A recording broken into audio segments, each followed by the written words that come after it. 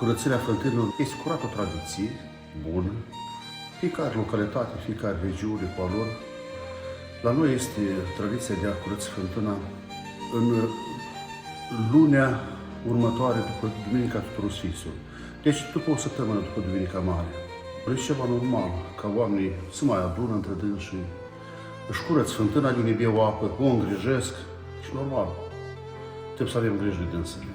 Chiar dacă avem apă la robinet, izvorul rămâne izvor. Și cum am zis că toți avem apă la robinet, dar nici într-un caz să nu uităm de fântâni, de izvoare.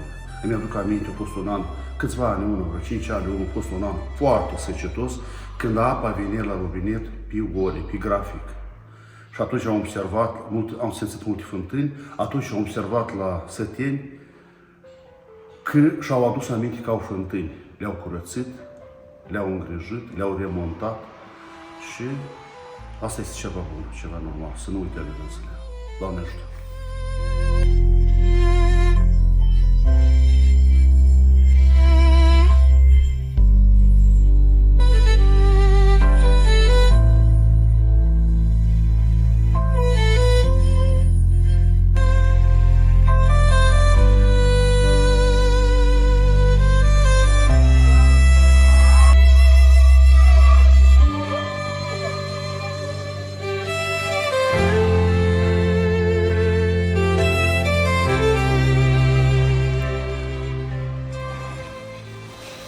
Tatăl nostru care ești în cer, sfințească să ne grăbim curăție ta, facă să voie ta în cer, așa și pe pământ. Pâine noastră și toate zilele de noastre, iartă-mă că așa noastră pe puși noi când ești la oști.